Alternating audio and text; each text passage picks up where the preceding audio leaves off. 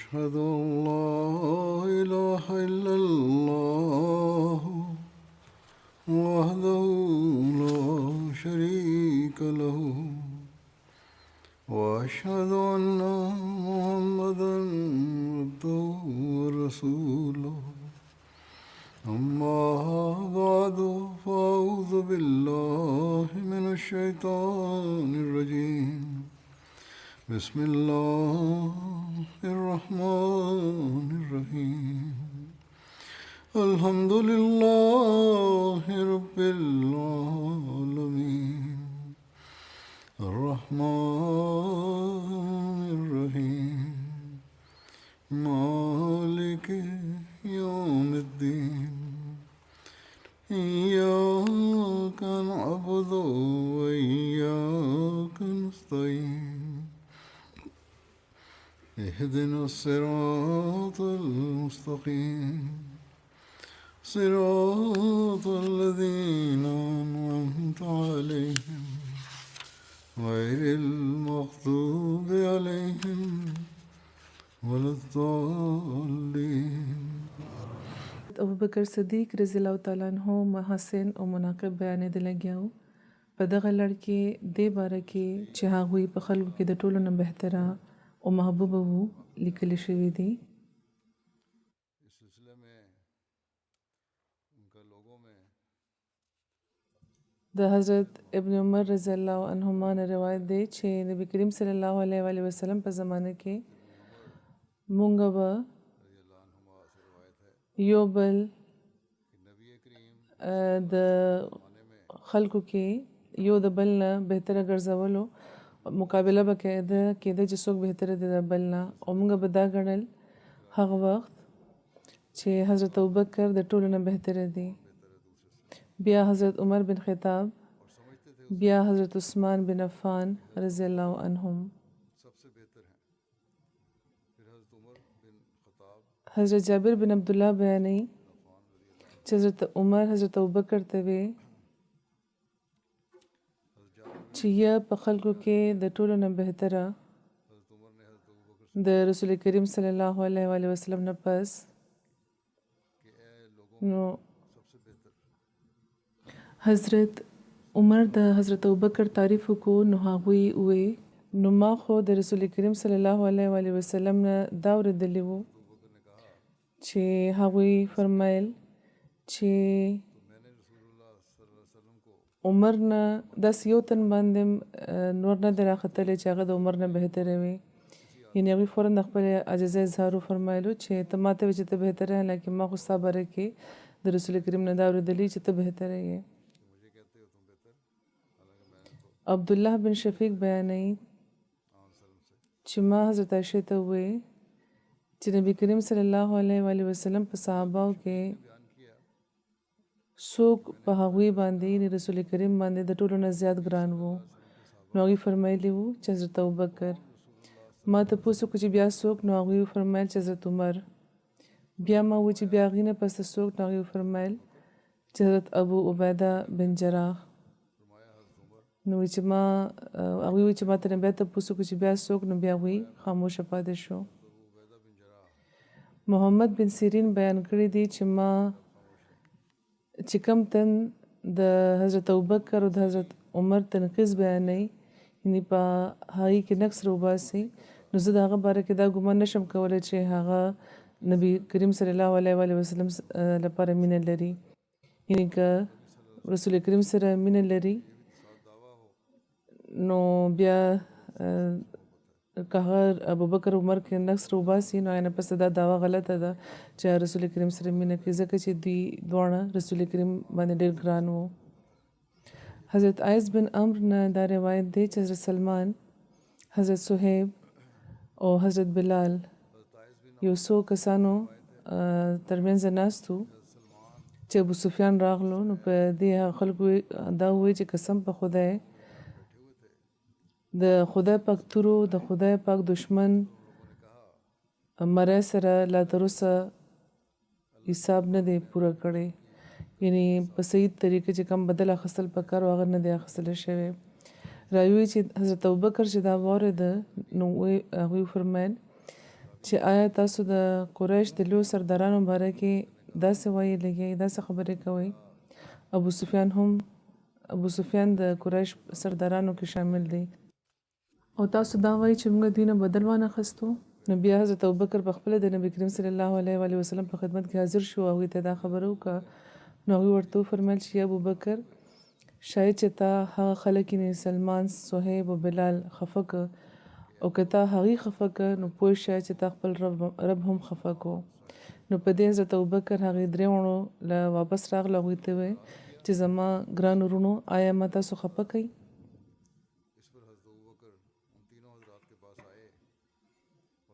ډېر په معذرت خواهانه انداز کې هغوی دا ویلي وو. نو هغوی ورته وویل چې نه داسې هېڅ خبره نه ده،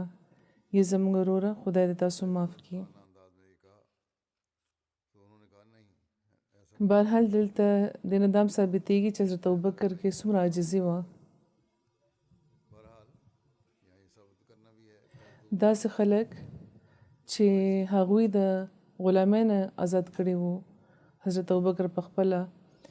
د هغې نه باوجود هغوی له هغوی راغله د معافۍ غوښتو لپاره او بیا د رسول کریم د مینې او د اطاعت څه معیار و چې رسول کریم چې دا خبره فرمایلې ده چې تا دا خلک خفه که، دا ورته نو فرمایلي چې ورشه معافي ترې نه وغواړه، خو هغوی بیا په خپله ورغله او معافي ترې نه وغوښته. دا واقعه بیانه شوې ده په شرح کې لیکلي دي چې دا واقعه د صلح حدیبیه په موقع د کافرانو د جنګبندۍ د معاهدې نه پس شوې وه چې لا ابو سفیان مسلمان شوی نه و او هغه وخت د مسلمانانو خیال دا و چې موږ ولې دوی مخکې نه ووجلې.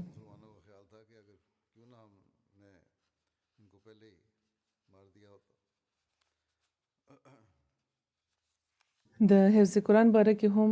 حضرت مسلم موعود رضی الله تعالی عنہ د تاریخ په حواله خبرې فرمایلي دي. فرمایي چې ابو عبیده وایي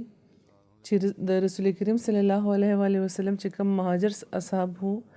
نو پای کې د دیونه د دې حفظ ثابت دی. د حضرت ابوبکر، عمر، عثمان، علی، طلحه، سعد ابن مسعود، حذیفه، سالم، ابو هریره، عبدالله بن صائب، عبدالله بن عمر، عبدالله بن عباس او په ښځو کې حضرت عائشه، حضرت حفصه او حضرت ام سلمه. دیو کې اکثرو د رسول کریم په ژوند کې قرآن حفظ کړی و او ځینو د هغوی د وفات نه پس حفظ کړی و. د ثانی اسنان باره کې د حضرت ابوبکر خپل روایت داسې دی چې حضرت انس د حضرت ابوبکر نه روایت کړی دی. هغوی به وایي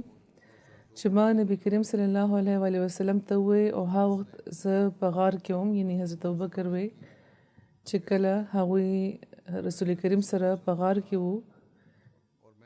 چې که دغه خلکو کې یعنې کوم چې خلک راغلي وو کافران بهر چې ولاړ وو که دوی کې چا لاندې وکته د خپلو خپو نه نو ضرور به موږ وګوري. نو رسول کریم ورته وفرمیل چې ابوبکر ستا څه خیال دی د هغو دوو کسانو باره کې چې دریم ورسره خدای وي. دا د بخاري روایت دی. حضرت مسیح موعود علیه السلام فرمایي چې د حضرت ابوبکر صدیق په محاسنو او په خصوصي فضایلو کې یوه خاص خبره دا هم ده چې د هجرت په سفر کې هغوی د رفاقت لپاره خاص کړی شوي وو او مخلوق کې د ټولو نه بهترینه تن یعنی رسول کریم په مشکلاتو کې حضرت ابوبکر هغوی سره شریک وو او د هغوی د مصیبتونو د آغاز نه د رسول کریم خاص انیس دوی جوړ کړی شوي وو، یعنی خاص ملګري دوی جوړ کړی شوي وو دې لپاره چې د خدای پاک محبوب سره د هغوی خاص تعلق ثابت شي. او په دې کې راز دا و چې خدای پاک ښه خبر و، خدای پاک ته دا ښه معلومه وه چې صدیق اکبر په صحابهو کې د ټولو نه زیات شجاع، متقي او د ټولو نه زیات د رسول کریم صلی الله علیه و وسلم باندې ګران او مرد میدان وو او دا چې سید الکائنات صلی الله علیه و وسلم په مینه کې هغوی فنا وو. هغوی یعنې حضرت ابوبکر د سره راسې د رسول کریم مالی مدد کولو د هغوی د اهمو کارونو خیال به فرمایلو. نو خدای پاک د تکلیف په وخت کې او په ګرانو حالاتو کې د نبی کریم صلی الله علیه و آله وسلم ته د هغوی په ذریعه تسلی فرمایلی وه او د صدیق نامه او د نبی ثقلین د قرب نه هغوی مخصوص فرمایلی وو او خدای پاک دوی ته د ثانی اسنین خلت فاخره نه دوی فیضیاب کړي وو او خپلو د ټولو نه خاص بندګانو سره ملاو کړي وو د خپل د ټولو نه خاص بندګانو کې دوی شامل کړي وو.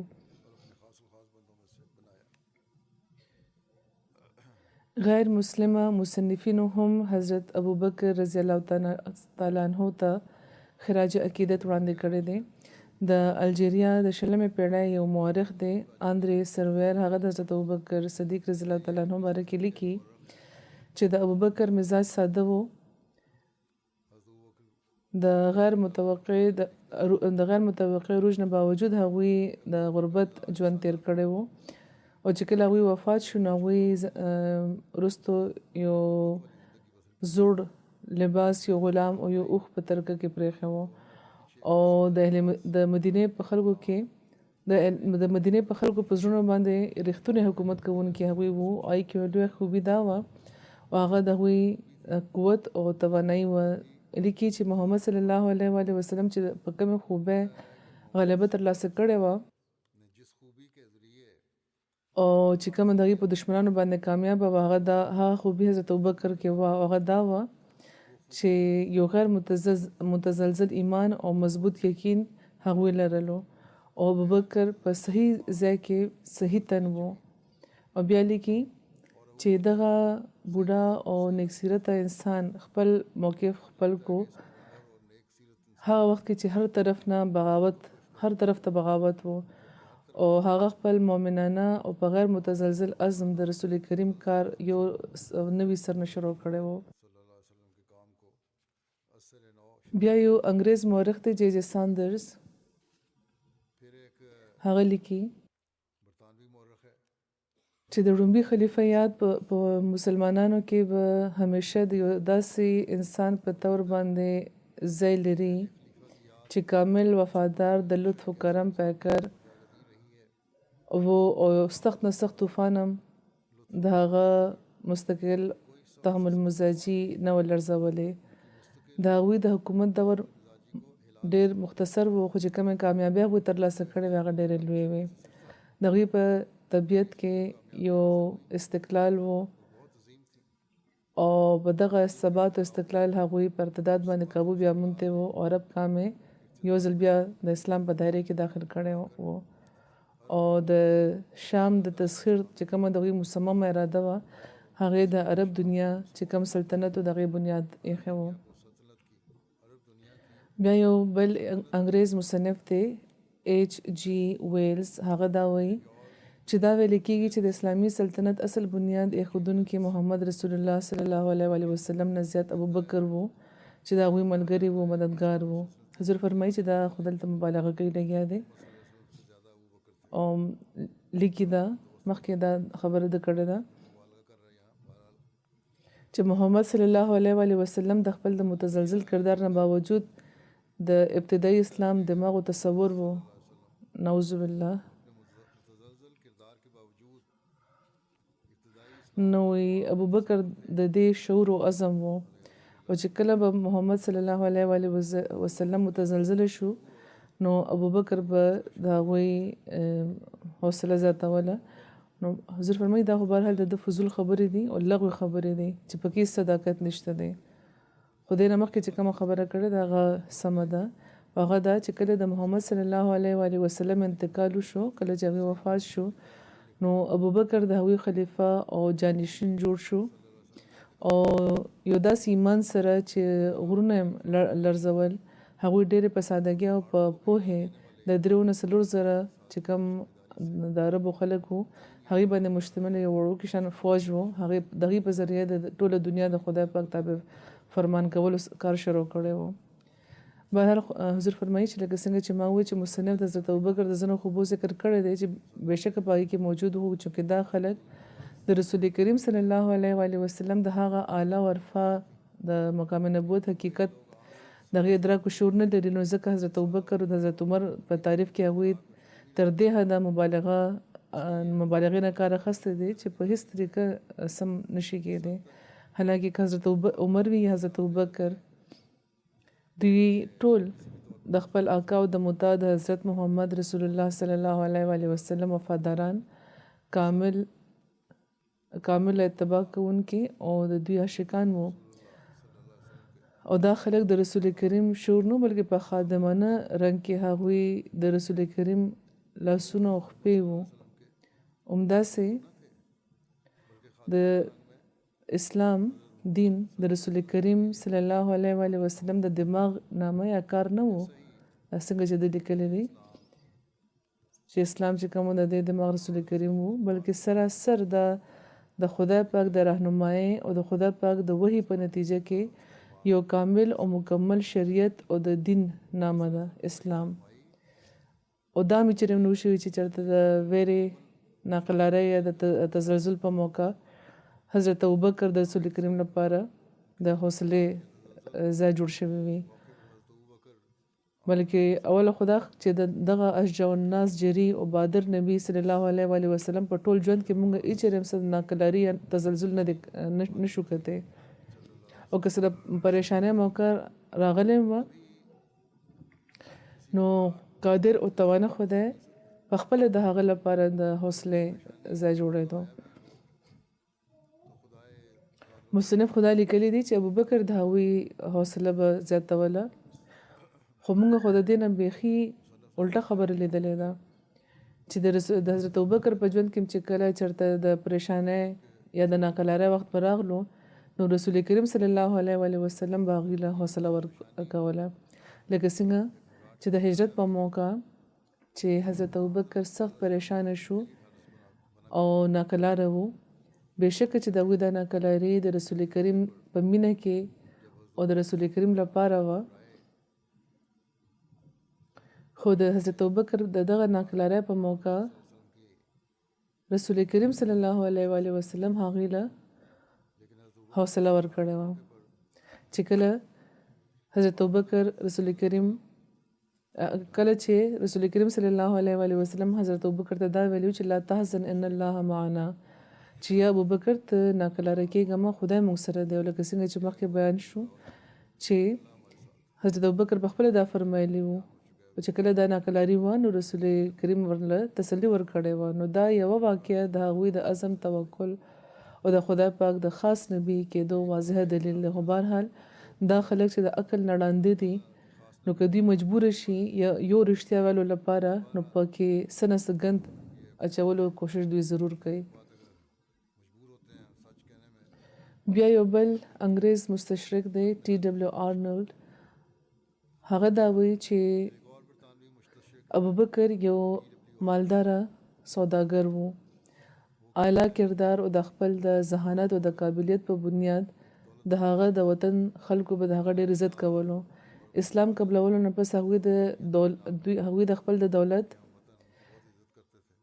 یو لویه برخه د هغو مسلمانانو غلامانو په آزادولو لګولې وه چې کافرانو به ورله د ایمان راوړو په وجه اذیتونه ورکول، د رسول کریم په تعلیم باندې د ایمان راوړو په وجه. بیا یو د سکاټلند مستشرق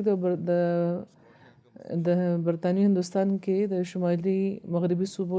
چې کوم لیفټننټ ګورنر و سر ویلیام میور، هغه دا لیکي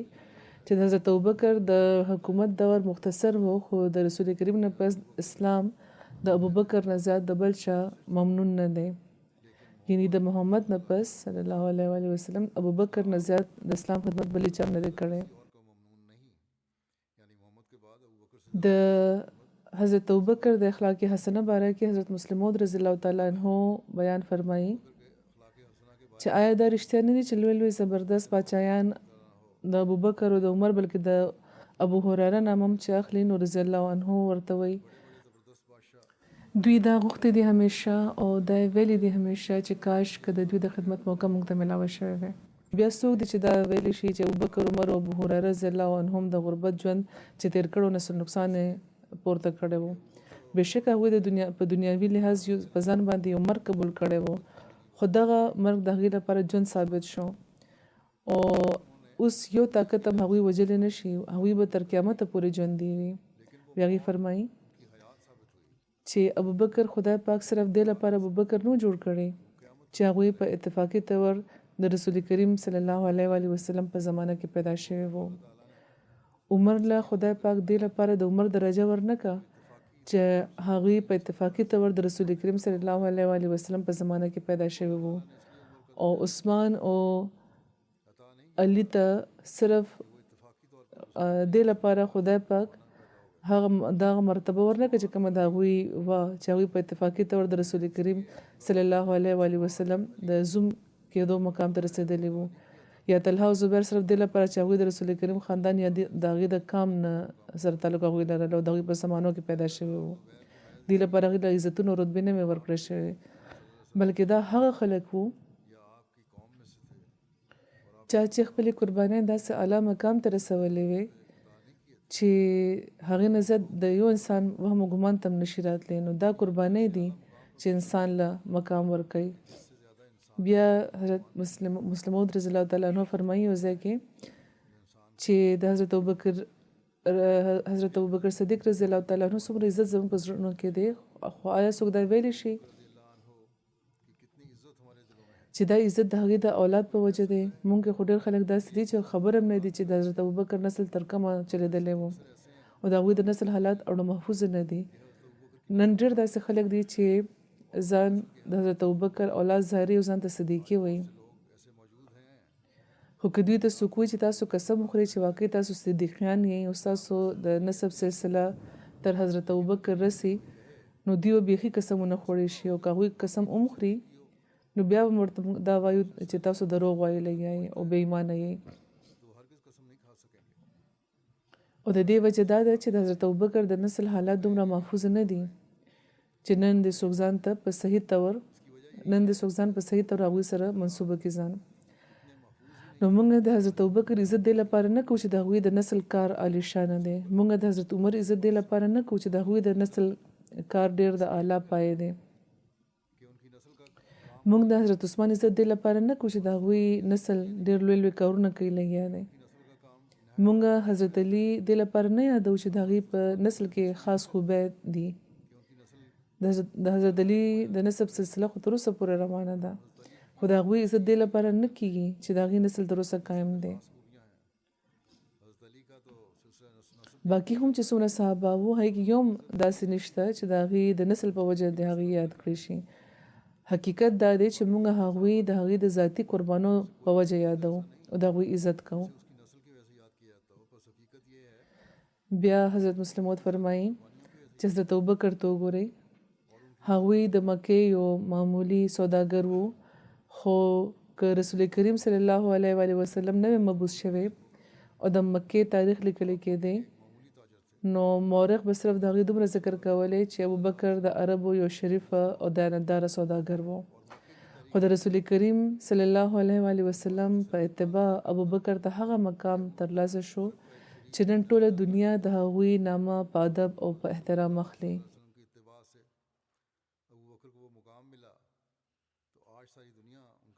چې کله رسول کریم صلی الله علیه و وسلم وفات شو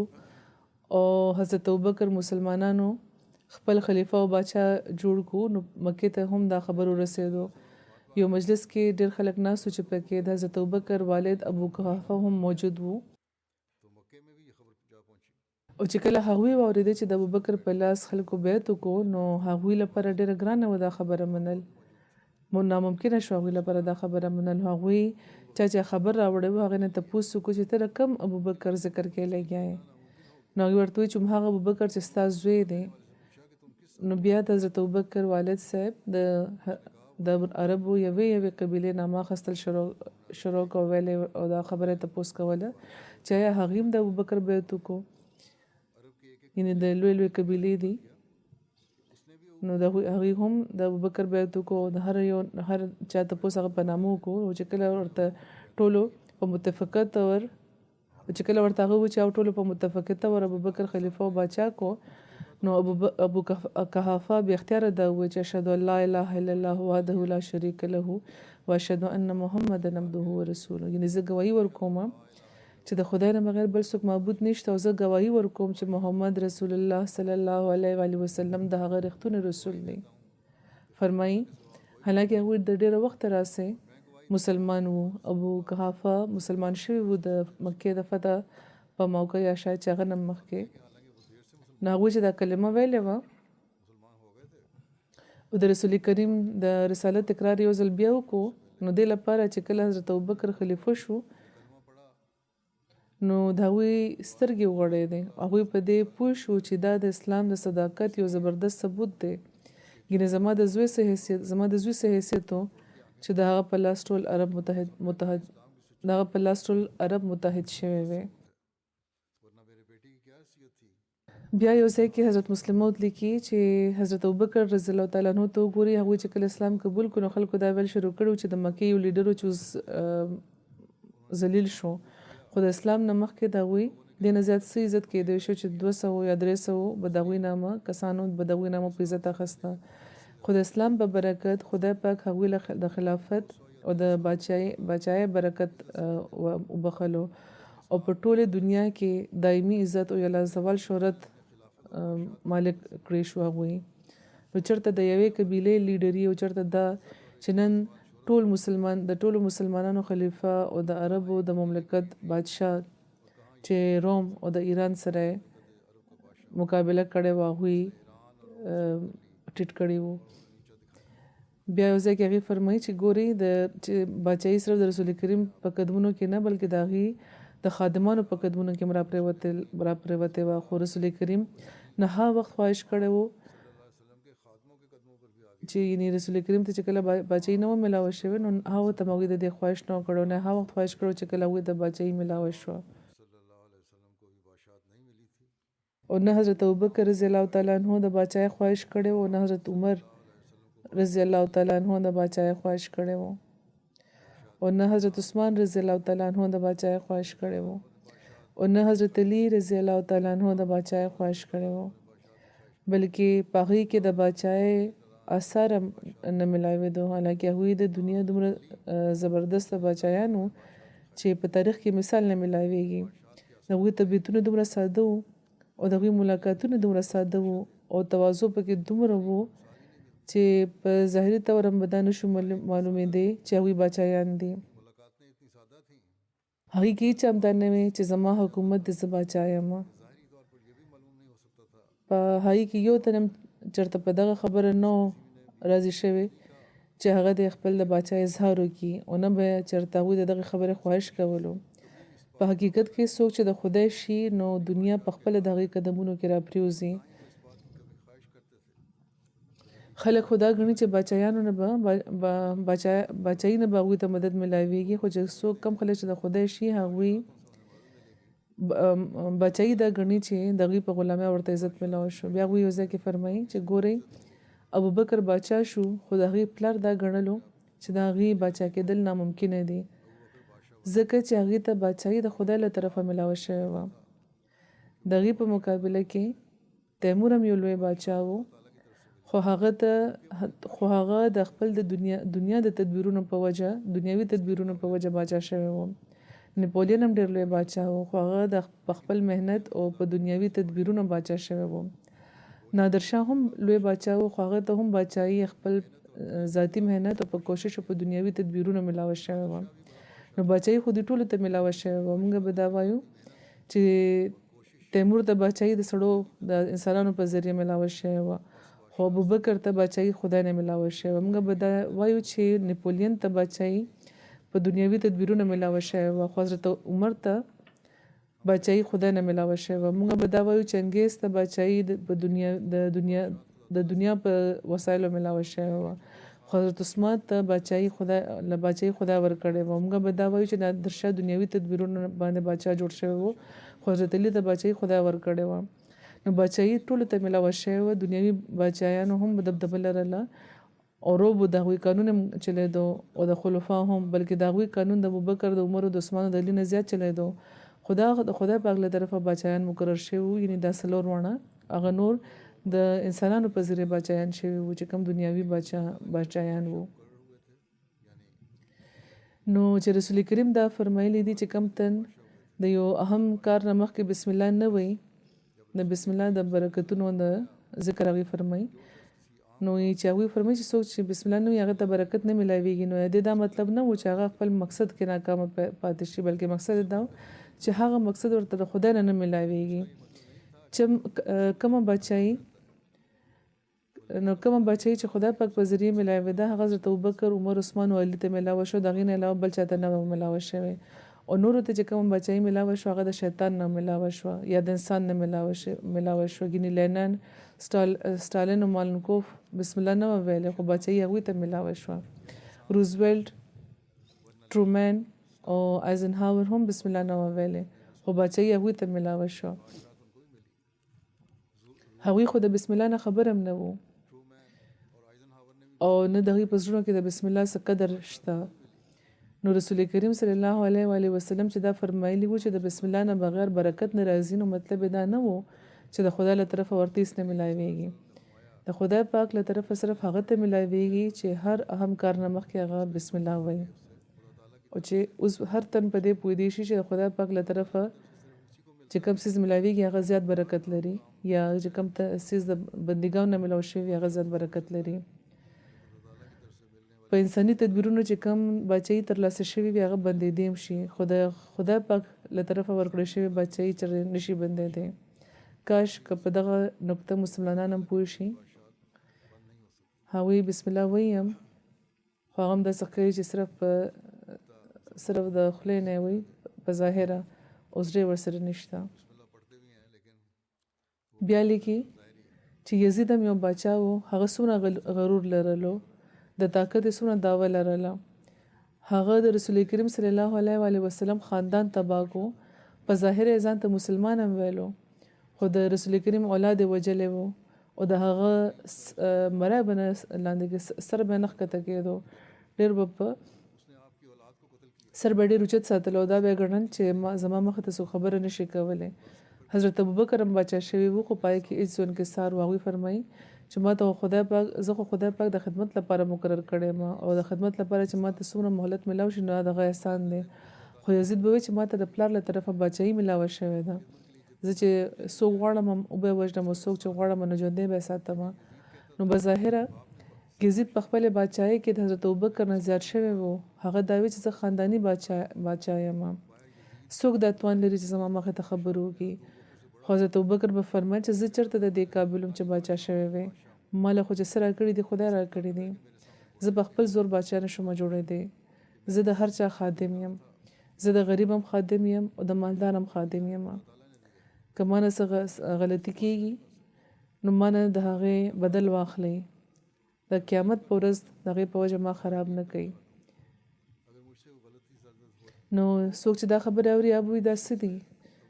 دا خو د یو نمبردار حیثیت هم نه لري د حضرت ابوبکر باره کې. اوس چې کله هغه د یزید خبره به اوري نو دا به وایي چې دا خبره خو د کیسر او د کسرا والا خبرې دي، دا بچایانو والا خبرې دي چې یزید کوي لګیا دی. خو چې حضرت ابوبکر وفات شو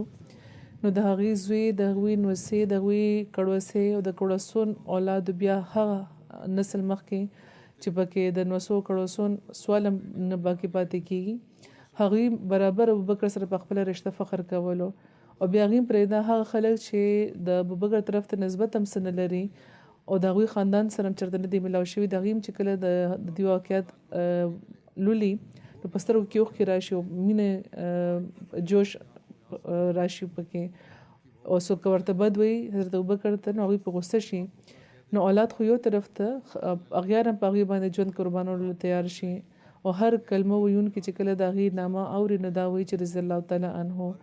خو هغه فخر کولو والا یزید چې ځان نه د باچایانو باچا او د باچا ابن باچا به ځان ته ویلې، چې کله هغه مړ شو او خلکو د هغه زوی د هغه په ځای باچا کو چې جمعې ورځ راغلو هغه په منبر ودرېدو نو هغه وی د یزید زوی چې خلکو زما نیکه هغه وخت باچا شوی و چې د هغه نه زیات مستحق خلک موجود و د باچایۍ لپاره، او زما پلار هغه وخت باچا شوی و چې کله د هغه نه زیات مستحق خلک موجود و. اوس زه باچا کړی شوم حالانکه ما نه زیات مستحق خلک موجود دي یا خلک ما نه به دا بار اوچت نشي زما پلار او زما نیکه د مستحقینو حقونه وهلي وو خو زه د هغوی حق وهلو ته تیار نه یم ستاسو خلافت دا د پروت دی چاله چې غواړي ورکوي زه نه پخپله د دې اهل یم او نه خپل پلار نیکه د دې اهل ګڼم هغوی په جابرانه او په ظالمانه طور په حکومت باندې قبضه کړې وه زه اوس حقدارانو له د هغوی حق واپس ورکول غواړم هغه دا وویل او کور ته واپس لاړو د هغې مور چې دا واقع واورېده نو ورته وویل چې کمبخته تا خپل د پلار د نیکه پوزه پرېږه نو هغه ورله جواب ورکړو چې خدای تعالی عقل درکړی وي مورې نو ته به پوه شوې وې چې ما د پلار نیکه پوزه نه ده پرې کړې بلکې ما د هغوی پوزه سمه کړه او دې نه پس هغوی په خپل کور کې کېناسته په یو ګوټ کې او تر مرګه بیا هغوی د کوره بهر نه راوتې نو دا بچی چې د خدا پاک له طرفه ملاویږي نو د هغې حق هم بیا پوره کېږي دا سبق زموږ مسلمانانو لیډرانو لپاره دی بچیانو لپاره بیا حضرت مسلم موعود بیان فرمایي چې د اسلام او د دین د قربانو په وجه نن حضرت ابوبکر رضی الله تعالی عنہ ته چې کوم عظمت ترلاسه دی آیا هغه د دنیا لوی نه لوی بادشاهانو ته هم ترلاسه دی نن د دنیا بادشاهانو کې څوک یو هم داسې نشته چې دومره عظمت ورته ترلاسه وي څومره چې حضرت ابوبکر ته ترلاسه دی بلکې حضرت ابوبکر خو یو خوا یو هم لوی نه لوی بادشاه دا دومره عظمت نه ترلاسه لکه څومره چې د مسلمانانو په نظر کې د حضرت ابوبکر نوکرانو ته ترلاسه دی بلکې حق خدا دی رښتیا خدا دی چې مونږ باندې د حضرت ابوبکر چې کوم سپی وي هغه هم د ډېر زیات عزت لرونکي نه په موږ زیات ګران دی ځکه چې هغه د محمد رسول الله صلی الله علیه وسلم د کور خادم شو فرمایي چې څوک د محمد د در غلام شو نو د هر څیز بیا په موږ ګران دی او دا ممکنه نه ده چې څوک د دغه تن عظمت د زموږ زړونو نه ختم کړی شي په موږ خو حضور فرمایي چې خلک الزام لګوي چې نعوذ بالله موږ د رسول کریم توهین کوو خدا زموږ خیالات دي حضرت مسلم موعود فرمایي د حضرت ابوبکر رضی الله تعالی عنہ یو زوی و چې هغوی ډېر وخت پس په اسلام کې داخل شوي وو او یو ورځ هغوی رسول کریم صلی الله علیه وسلم په جومات کې ناستو مختلفې خبرې کېدې او په خبرو کې هغه حضرت ابوبکر ته وی چې فلانی جنګ په موقع زه د یو کاڼي شاته پټ وم او تاسو زما مخې نه 2-3 ځله تیر شوئ او که ما وختونو تاسو مې وجلې شوئ خو په دغه خیال ما لاس اوچت نه کړی شو چې تاسو زما پلار یې نو حضرت ابوبکر رضی الله تعالی عنہ چې دا واورېد نو ورته وفرمایل چې ما ته هغه وخت نه وي لیدلی ځکه چې که ما ته لیدلی وې او ته چونکې د خدای دشمن وې او میدان ته راغلی وې نو ځکه به ما ته ضرور وجلی وې د حضرت ابوبکر رضی الله تعالی عنہ د اخلاق فاضله باره کې حضرت مسیح موعود علیه السلام فرمایي چې حضرت ابوبکر رضی الله تعالی عنہ هغه انسان و چې فطرت کې د سعادت غوړ او بتی د سعادت روغن او بتی د مخکې نه موجوده وه یعنی د بلیدو صلاحیت لرلو د روښانه کېدو صلاحیت لرلو نو ځکه د رسول کریم صلی الله علیه وسلم پاک تعلیم هغوی فوراً متاثره کړو روښانه کړو هغې د رسول کریم سره هیڅ باس نه و کړی هیڅ نشان او معجزه یې نه اوښتې فوراً صرف هغوی اورېدلي وو دا یې تپوس کړی چې آیا تاسو د نبوت دعوه کوئ او چې کله رسول کریم ورته وفرمیل چې او نو هغوی فوراً وویل چې تاسو ګواه اوسئ چې زه د ټولو نه مخکې ایمان راوړم یم حضرت مسیح موعود علیه السلام فرمایي چې دا تجربه شوې ده چې څوک چې سوال کوي هغوی ډېر کم هدایت بیا مومي خو څوک د حسن ظن او د صبر نه کار اخلي هغه هدایت نه په پوره طور برخه واخلي د دې نمونه ابوبکر او ابوجهل دواړو کې موجوده ده ابوبکر جګړه نه وکړه او نشانه نه وغوښتې خو هغه له هغه څه ورکړی شو چې چا چې نشان غوښته هغې له ور ملاو نه شو هغوی یو پسې بل ډېر نشانونه وکړه او په خپله یو عظیم الشان نشان شو ابوجهل اوجت کړی و باس یې کړی و او مخالفت او د جهالت نه نو منې شوی نو هغه ډېر نشانونه ولیده خو بیا ونه لیده اخره په خپله د نورو لپاره نشان شو په مخالفت کې مړ شو حضرت مسیح موعود علیه السلام فرمایي چې د مکې خاوره هم یوه وه چې د ابوبکر هم پیدا شوی او ابوجهل هم. مکه هم هغه مکه دی چېرته اوس هم په کورونو خلک د هرې طبقې او د هرې درجې د دنیا د مختلفو د هرې برخې نه راغونډېږي.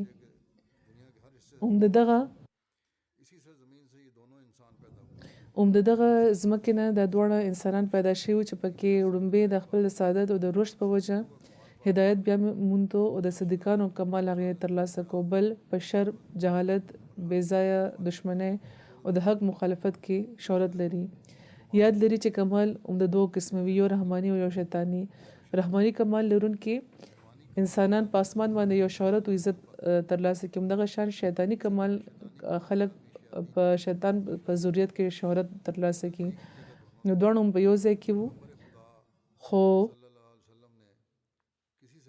رسول کریم چا سره فرق نه کړی. کم حکم چې خدای پاک له ورکړی و هغه یو شان ټولو ته رسولی و، خو بد نصیبه بدقسمته محرومه پاتې شو. سعید هدایت بیا مونږ ته کامل شو. ابو جهل د هغه ملګرو په ډېر نشانونه لیدلي وو او د خدای پاک انوار او برکات لیدلي وو، خو هېڅ فایده یې ورته ورنکړه. بیا حضرت مسیح موعود علیه السلام فرمایي چې ګورئ په مکې کې چې د رسول کریم ظهور شوی و، نو ابو جهل هم په مکې کې و، حضرت ابوبکر هم په مکې کې و، خو د ابوبکر فطرت مناسبت لرلو د صداقت قبلولو سره چې هغوی لا په ښار کې داخل شوي نه وو، په لاره کې وو، او چې کله یو تن یې تپوس وکړو چې خبر شته، نو هغه ورته وویل چې او رسول کریم د نبوت دعوه کړې ده. نو هغوی هغه وخت ایمان راوړو، اوس معجزه او نشانه نه غوښتې. حالانکه وروسته بیا هغوی بې انتها معجزې لیدلې وې او په خپله یو نشان شو، آیت شو، خو ابو جهل باوجود له دې چې په زرګاو نشانونه هغه لیدلي وو، خو د مخالفت او د انکار نه هغه منې نه شو او تکذیب یې کولو. دې کې څه سر و څه راز و؟ پیدایش د دواړو د یو ځای و، یو صدیق وګرځېدو او بل چې ابوالحکم بللی کېدو هغه ابو جهل شو. نو په دې کې راز هم دا و چې هغه د هغه فطرت د صداقت سره هیڅ مناسبت نه لرلو، نو د ایمان خبرې مناسبت باندې انحصار لري، او چې کله مناسبت وي نو په خپل تعلیم ورکوونکی شي او د رښتیاو خبرو تعلیم ورکوي. همدغه وجه ده چې د مناسبت لرونکو وجود یو نشان شي. حضرت مسیح موعود علیه السلام فرمایي چې زما رب په ما ظاهره کړې ده چې صدیق او فاروق او عثمان رضی الله عنهم نیکوکاران یعنی نیکان او مؤمنان وو او هغه خلکو کې شامل وو چې خدای پاک منتخب کړي وو او د خدای پاک د رحمان خدای عنایاتو لپاره خاص کړی شوی وو، او اکثر د معرفت لرونکو د هغوی د محاسنو شهادت ورکړی دی. هغوی د لوی خدای له خوشنودۍ له خاطره وطنونه پرېښي وو، د هر جنگ په بټۍ کې اچول شوي وو، او د اوړي د غرمو ګرمي او د جمی د شپو د یخوالي هغوی هېڅ پروا نه وه کړې، بلکې د ظلمو په شان د دین په لارو باندې هغوی روان وو او د خپلو پردو طرف ته هغوی هېڅ مایل شوي نه وو، او د رب العالمین خدای له خاطر هغوی هر څه پرېښي وو، او د هغوی د اعمالو خوشبويي او د هغوی په افعالو کې خوشبويي دی، او دا هر څه د هغوی د مراتب چې کوم باغونه دي د هغې د نیکۍ د ګلستانونو طرف ته رهنمایي کوي، او د هغوی باد نسیم د هغوی د اسرارو نه موږ خبرې او د هغوی انوار په پوره پړکا سره په موږ باندې ظاهر شوي دي. بیا هغوی فرمایي قسم په خدای پاک شیخین یعنی ابوبکر، عمر او دریم چې ذوالنورین دی یعنی حضرت عثمان د اسلام په دروازه او خیر الانام محمد رسول الله صلی الله علیه و وسلم د فوج دستې جوړې کړې دي. نو کم تن چې د دوی د عظمت نه انکار کوي نو هغه د دوی چې کم قطعي دلیل د هغه حقیر ګڼي او د هغې سره په ادب سلوک نه کوي، د هغې تذلیل کوي او هغوی ته بد رد ویلو باندې اصرار کوي او زبان درازي کوي. نو حضور فرمایي چې د هغې د بد انجام او د هغې د سلب ایمان ویره زه لرمه، او چا چې دوی له تکلیف ورکړو هغې باندې لعنت ویل او بوتانونه پرې ولګول، نو د هغه د زړه د سختۍ او د خدای د رحمان خدای غضب به دغه انجام ګرځولی شوی دی. او زما د بار دا تجربه ده چې زه په واضحه طور د دې اظهار ما کړی دی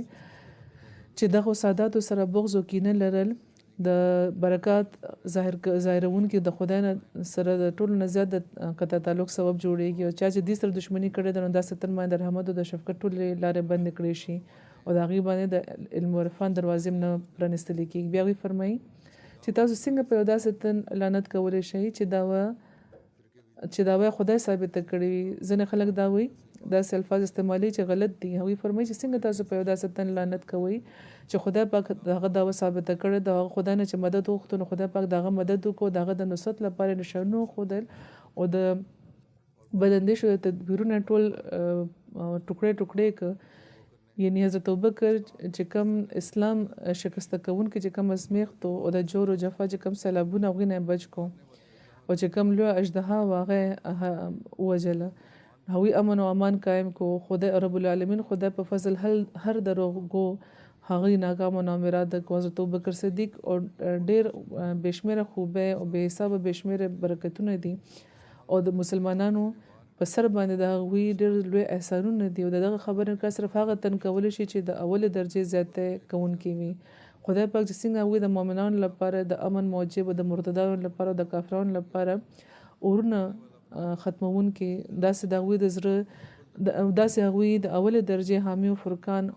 حامی فرقان او خادم قرآن د خدای پاک د کتاب مبین اشاعت کوونکي جوړ کړي وو. نو هغوی د قرآن راغونډولو او د رحمان خدای چې کوم محبوب صلی الله علیه وسلم د هغوی له طرفه چې کوم بیان شوی ترتیب او دریافتو په هغې باندې په پوره کوششونه کړي وو دې لپاره او د دې په غمخواری کې د هغوی سترګې به همیشه ستر اوښکې به بیولې. بیا حضرت مسیح موعود علیه السلام فرمایي چې عجیبه خبره دا ده چې کوم شیعاګان خلک د هغوی دا اقرار هم کوي چې حضرت ابوبکر د دشمنانو د کثرت په ورځو کې هغوی ایمان راوړی وو او بیا په ابتدا کې په سخت وخت کې هغوی د رسول کریم رفاقت خپل کړی وو. رسول کریم چې کله د مکې نه راوتي وو نو په ډېر صدق په صفا هغوی د رسول کریم سره ولاړ وو تکلیفونه زغملی وو او خپل وطن او خپل ملګري خپلوان او ټول خاندان پرېښی وو او لطیف خدای خپل کړی وو او بیا په هر جنګ کې هغوی سره شریک وو. کافرانو سره جنګېدلی وو او د احمد مختار نبی صلی الله علیه وسلم مدد یې کړی وو او بیا هغوی هغه خلیفه جوړ کړی شوی چې کله د منافقانو یوه ډله مرتده شوې وه او ډېر دروغجنان داسې و چې د نبوت دعوه یې کړې وه او بیا هغوی دې سره جنګېده او حضرت ابوبکر هغوی سره وجنګېدل تر دې چې په ملک یو ځل بیا امن او امان شو او د فتنه پردازانو چې کوم ډله وه هغه خایب او خسره شو. بیا هغوی وفات شو او د سید الانبیا او د معصومانو امام صلی الله علیه وسلم قبر په سره جوخت هغوی ښخ کړی شو او د خدای حبیب د هغه رسول صلی الله علیه وسلم نه هغوی جدا نه شو نه په ژوند کې او نه په مرګ کې او صرف د یو څو ورځو مفارقت نه پس هغوی یو بل سره میلاو شو د مینې تحفه ورته وړاندې کړه. انتهایی د حیرانتیا خبره ده یعنی بقول دغه اعتراض کوونکو چې خدای پاک د نبی د مرکز تربت د خاتم النبیین او دغه دوه کافرانو غاصبانو د خاینانو ترمنځ مشترک کو او خپل نبی او حبیب دغه دوه خپل نبی او حبیب له دغه دوه یعنی د ابوبکر او د عمر د همسایګان یعنی د نزدیکۍ نه ورله دغه د قرب نه ورله نجات ورنه کو بلکې په دنیا او آخرت کې هغه د هغوی رفیقان کړ. نو نعوذ بالله د دوه کدی ورل اذیتونه ورکول نو ولې دوی سره جوخت ښخ شوی دی او چې کله زموږ رب دغه چې کوم خبره بیانې دغې نه پاک دی نو دی دا وایي نو بلکې دی دا وایي چې خدای پاک دغه دواړه یعنی حضرت ابوبکر حضرت عمر پاکباز د ټولو نه پاکبازه چې کوم رسول کریم وو هغې سره یې میلاو کړه. دا ټوله خبرې د اهل بصیرت لپاره نشانونه دي. بیا هغې فرمایي چې کوم تعصب لرونکي شیعګان دي که دې نه دا تپوس وکړی شي چې د مخالفانو منکرانو جماعت نه چې څوک په بالغانو کې په سړو کې چا ټولنه مخکې اسلام قبول کړی و نو دوی دا نه وایي دوی هېڅ چاره نه لري د دې نه بغیر چې دا ووایي چې هغې حضرت ابوبکر او بیا چې ترنده ته پوسو کړی شي چې څوک چې چا ټول نه مخکې حضرت خاتم النبیین سره هجرت کړي او ټول تعلقات شاته پرېښي وو هلته تللي وو چېرته چې رسول کریم تللي وو نو دې نه بغیر ورسره بله لاره نشته چې هغې دا ووایي چې حضرت ابوبکر او بیا چې ترې تپوس وکړی شي چې په فرض محل که غاصب هم و خو خلیفه جوړېدو کې د ټولو نه اول څوک و نو هغوی به سره لار نه بغیر دا تسلیمولو نه چې حضرت ابوبکر او که ترې بیا دا تپوس وکړی شي چې په هر ملک کې د قرآن د اشاعت لپاره جمع کوونکې څوک و نو همدا به وي چې حضرت ابوبکر او که ترې بیا دا تپوس وکړی شي چې خیر المرسلین او په سید المعصومین په سره جوخ څوک دفن شوي دي ښخ شوي دي نو همدا به وي چې ابوبکر او عمر نو بیا سره د حیرانتیا خبره ده معاذ الله چې هر فضیلت کافرانو منافقانو له ورکړی شو او د اسلام ټول خیر او برکت د دشمنانو په لاس ظاهر شوی دی آیا څوک مؤمن دا خیال کولی شي چې کم تن د اسلام لپاره د ړومبي خښته په شان وو او کافرو لین وو او بیا دا چا چې فخر المسلمین سره ټولو نه مخکې هجرت کړی وو هغه یو بېایمان او مرتد وو دغه شان خو هر فضیلت کافرانو ته ترلاسه شو ان تر دې چې سید الابرار د قبر همسایګي هم بیا حضرت مسیح موعود علیه السلام فرمایي چې رښتیا خدا دی چې ابوبکر صدیق او عمر فاروق دواړه اکابرو صحاباو کې وو شامل وو هغوی اچرم د حقونو پوره کولو کې څه کوتاهي نه وه کړې هغوی تقوا خپله لاره او عدل خپل مقصود جوړ کړی وو هغوی به د حالاتو جوره جایزه اخیسته او د اسرارو بنیاد ته به ورسېده د دنیا د خواهشاتو حاصل هغوی اچرم مقصود نه وو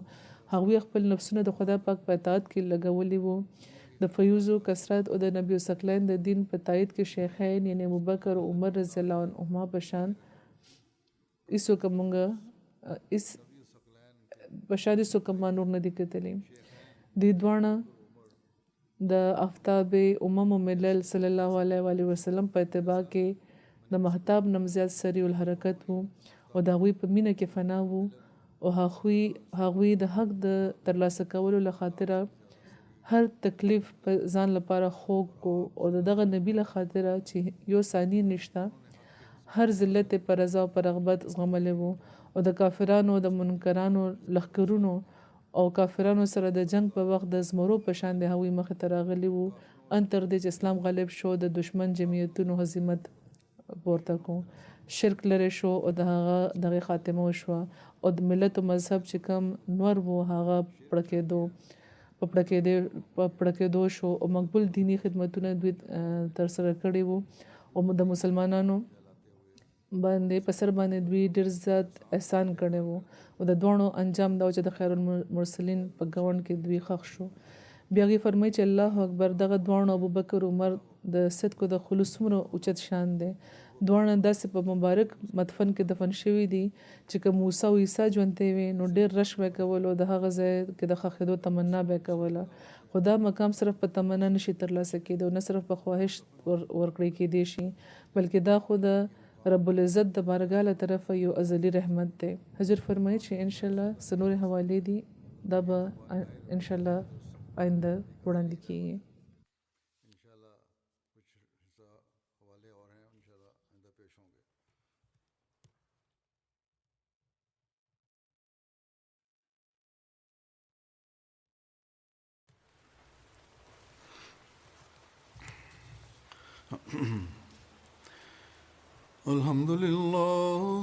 الحمد لله نحمده ونستعينه ونستغفره ونؤمن به ونتوكل عليه ونعوذ بالله من شرور أنفسنا ومن سيئات أعمالنا من يهده الله فلا مضل له ومن يضلل فلا هادي له ونشهد أن لا إله إلا الله ونشهد أن محمدا عبده ورسوله عباد الله رحمكم الله إن الله يأمر بالعدل والإحسان